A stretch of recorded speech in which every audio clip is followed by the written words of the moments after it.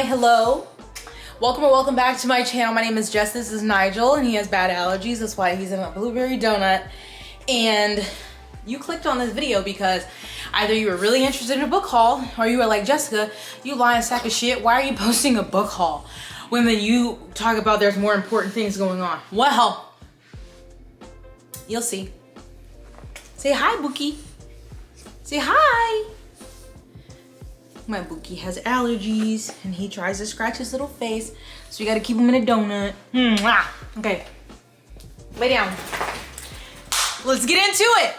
Okay, these are all books that I've purchased, and you can look at them if you want to, but that wasn't the message of this video. It was really just a way to beat the algorithm, or try. Anyway, I wanted to make this video because I recently was in a live with some lovely people. Ash from Bookish Realm, Mara from Books Like Whoa, and Bree from Lock Booktition. It was on Bree's channel. I will link it in the description. But we were talking about, do politics belong on BookTube? And there was a comment, not to single this person out, and I will not put it on the screen, saying that they felt like the topic, or like the name of the topic, was misleading, and we didn't really speak about books or like politics in specifically in bookish spaces, which I'm like, I think we did. But anyway, I just wanted to add to that and make sure that people knew that they do. Books do belong, or politics belong, in bookish spaces, on BookTube, on Book Talk, on Bookstagram, because reading is political. That statement means many things. There are so many people, and as a Black woman, I'm going to speak on Black history, that we were not able to read. We were denied the ability to learn to read, and not just back in slavery. Like this is a long thing. There's still a lot of places, sadly, in the United States, where literacy rates are low, and those are not all in marginalized groups, but marginalized groups do make up a majority of those numbers. Sorry, I was interrupted by my child. But anyway, reading is a political act in itself, like the ability to read. And then stories are political. Like, speaking as a primarily SFF, so science fiction and fantasy reader, so many of these stories, if not the majority of them, the premise is about a marginalized group or groups fighting back against an oppressive government or an oppressive person, an oppressive race that thinks they're better than another race or species or whatever it is in the book. Like, that literally is the premise of so many of our favorite stories. And yet, when it comes to that in real life, somehow there's a disconnect, or people don't, like, you only seem to care about it in books or in fictional stories. And when I say you, I'm making a general statement. You may not be one of those people. Maybe you're just watching this video, you really just wanted to see the books, but anyway, you're going to listen to this message. So many of the books that we read and love have political statements in them. You can even say that with romance, and as we want to see more Black love romance, more multicultural romances between queer people, like anything in a book, in media, is political, whether you want to believe that or not. So to say that your BookTube or your Book Talk space should be free of politics is nonsensical, because literally the things that you're discussing, that you're consuming on these platforms, contain politics. You know, like, I may not be saying it most eloquently here, but that's what it means. So there is space to read things that you enjoy, that are lighthearted, that are silly, that are sexy times, and also read things that are more heavy in the politics or more educational. But to say, even if you think that you're like, I don't read anything political, I only read for fun, I only read for escapism, I bet you some of the things that you have picked up, that you have read, that you loved, have very political connotations in the stories, and you just want to ignore it. Now, soon here in this haul, I am going to show you the set of The Hunger Games, which I think is fitting.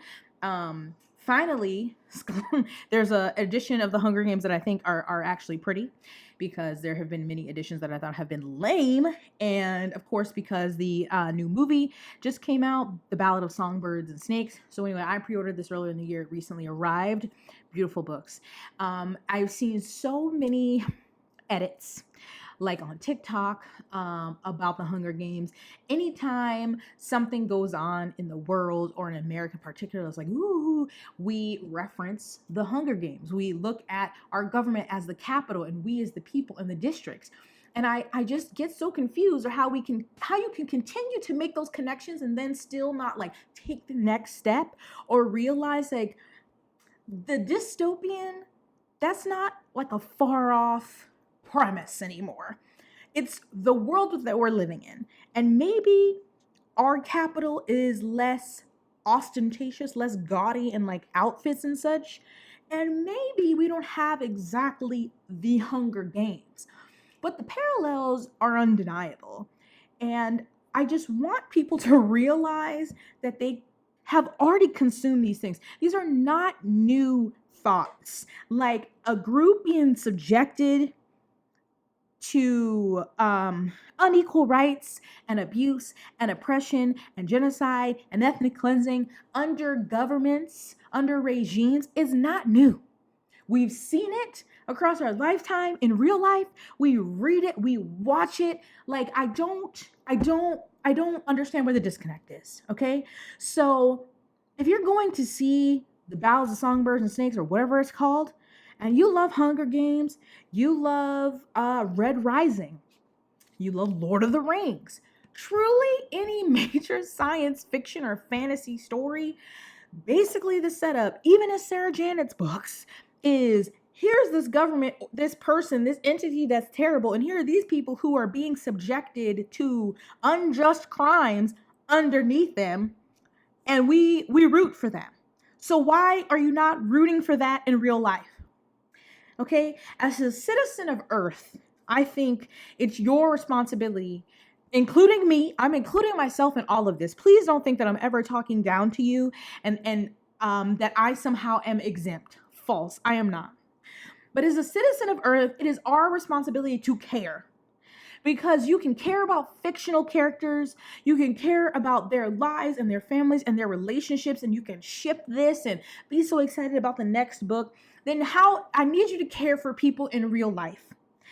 You care about Taylor Swift's relationships. Like seriously, all of them, and I don't understand how y'all aren't tired. Or her re-releasing her fucking albums. And I understand, blah, blah, blah, to have her rights. I do not care. Okay? You herald her as your feminist leader, and she's been silent, okay? You care about the roster of your sports team and how they're doing. You care about Beyonce and the Renaissance tour and Renaissance visuals and whatever the fuck else that she does. You care about the new season of Stranger Things. Although, anyways, that's not the point. Here's all these things that we care about. Right? So don't say that, the world is too much, your life is too busy, because you can make time to keep up with a woman.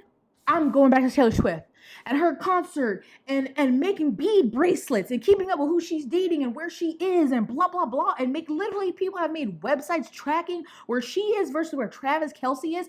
And you're telling me you can't take time out of your day to watch a 20-minute video, to read an article, to read or listen to a book, to learn something about one of the many genocides that are occurring at the same, like right now.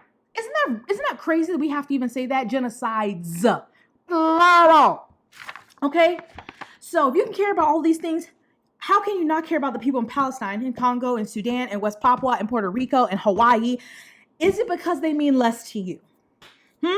Because we all spoke up, as we should. We all spoke up. Businesses, people, content creators everywhere, all were in support of Ukraine when Russia invaded. But now it's complicated, okay? This ongoing ethnic cleansing has been going on in Palestine for over 40 days. Just this, okay? Like this has been 75 plus years of an occupation, but this stint that started on October 7th, 40 plus days, and it's still complicated. You still don't know enough. Well, figure it out.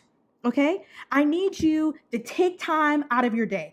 Do you remember in 2020 when we all were like, Black Lives Matter, and y'all all had black squares and BLM in your bios, which a lot of y'all still have BLM in your bios? Why are you quiet now? As if the Palestinian struggle is not so similar to the struggle that black people have gone through in America. And I'm speaking about America because that's my experience. And you may take this like, Jessica, why are you yelling at me? I just get so fed up and so frustrated because there's no excuse anymore, okay? You cannot say it's complicated.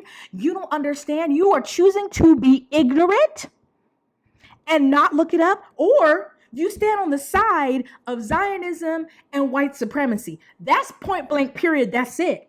You either are standing on the side of the oppressor, which is Zionism, which is white supremacy's best friend, or you just do not care. I don't know which one is worse.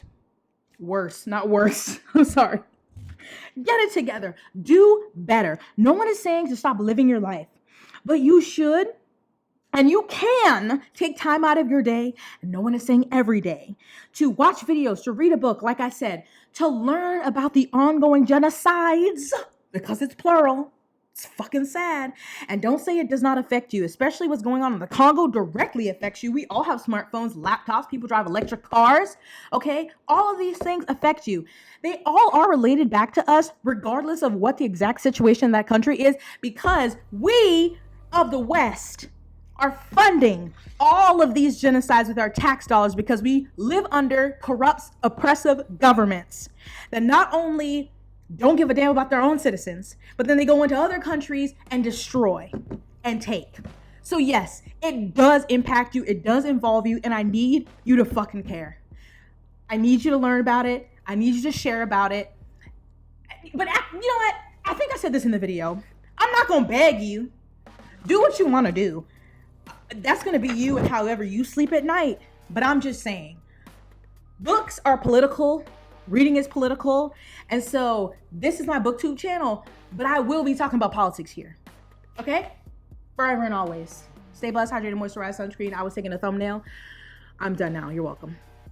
I had a script and I kind of went off of that because I just got really we'll say it was very, I just got caught up in the passion.